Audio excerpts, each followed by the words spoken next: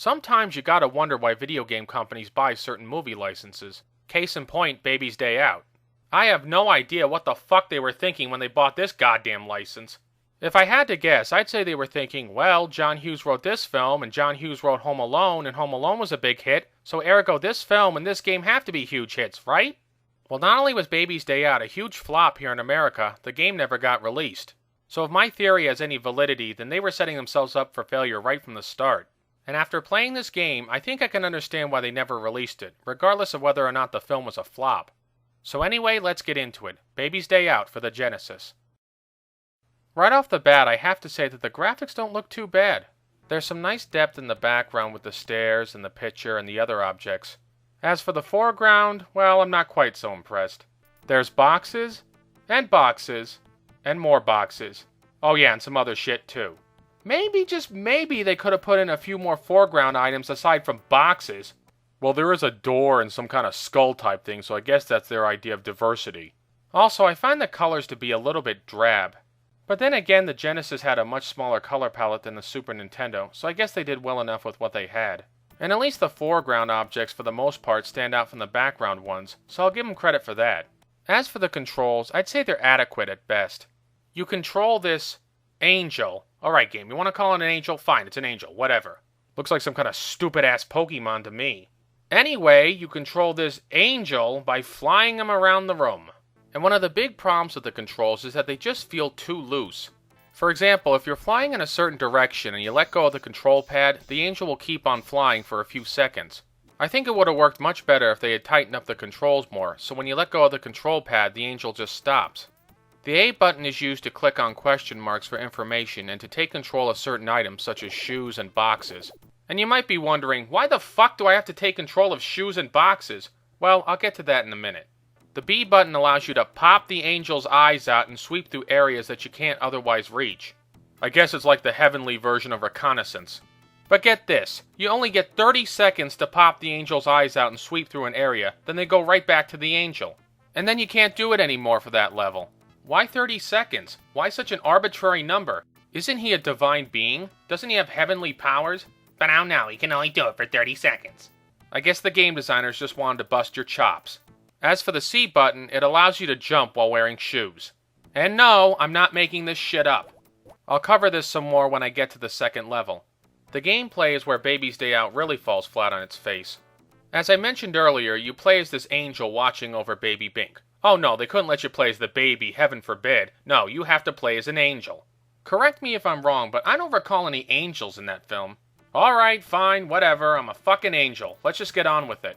You have to help Baby Bink get through a series of obstacles and traps and stop the kidnappers who want to grab him. And how do you accomplish this task, you might ask? Well, here in this first level, you open a door for the baby. But first, you gotta get a key for the door. Which I admit isn't too hard. You just float over the key, then go back to the door and it automatically opens up. Then once the baby reaches this flag, you press A and the level ends. Exciting stuff, huh guys? Alright, to be fair, it is a training level. But this has got to be one of the most boring training levels I've ever played in a video game. And the only real danger in this first level is running out of time. Christ, could you imagine GoldenEye for the N64 if James Bond's only task in the first level was to open a fucking door? Yeah, that would have made it a classic. Hopefully the second level will be a bit more exciting. Is it? Yeah, sure it is. The second level is the same crap as the first one, only a little bit harder. Oh, and they didn't even bother to change the background or anything. That's right, guys, make your game look like a cheap piece of shit. So anyway, in this level, you have to move a box out of the way for the baby, as well as take control of a pair of shoes and use them to climb ladders. Let me repeat that second part. An angel has to take control of a pair of shoes and use them to climb ladders. That is one of the stupidest fucking things I've ever heard of in my life. Can he just teleport to another area or float up through the fucking floors? Oh no, he's got to use a pair of shoes to climb up a ladder. What's next? Does the devil need a walker to cross a street? This is just so fucking stupid. The angel should be able to float through anything, yet a couple of boxes or some ladder stops him cold. Fuck you, game! What might be even worse, though, is that you have to move a block with an up arrow in front of the ladder so that the baby will climb it. You see a lot of babies climbing up ladders in real life? Why don't you try that with your baby or someone else's baby sometime and see how well that works out? They could have made this so much better if they just had the angel grab the baby and carry him to safety. Or better yet, get rid of the angel and the puzzle-solving crap and just have a side-scrolling action game with the baby. Of course not, they couldn't do that. No, they had to have this boring puzzle crap that makes Where's Waldo look like a thrill a minute. One other annoying bit is that when you're in the shoes and you get the key, you can't open the door until you get out of the shoes. What? I can't just open the damn door while I'm in the shoes? No, they had to make it just a little bit more annoying.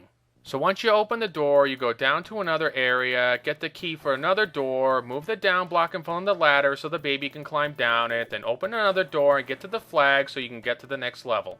Truthfully, it's not too hard to solve this level's puzzle, but it is so fucking boring! By the third level, I'd had enough. And they don't even bring the kidnappers in till the fourth level. And what do they give you in lieu of the kidnappers? Why, more boring puzzles, of course! Puzzles, I might add, that a 4-year-old could solve with no problem. The music in the first 4 levels is ear-screechingly awful.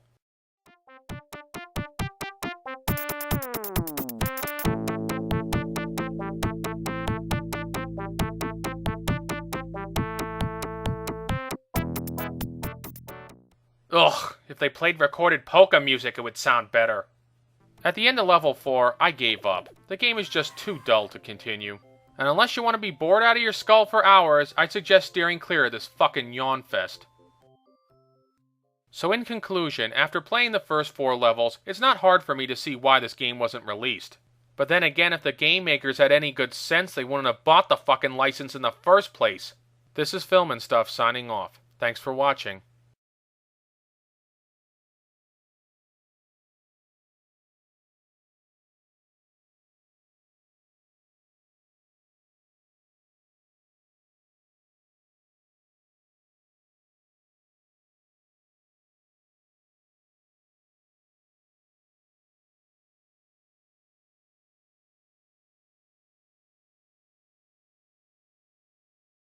Looks like some kind of stupid-ass Pokemon to me.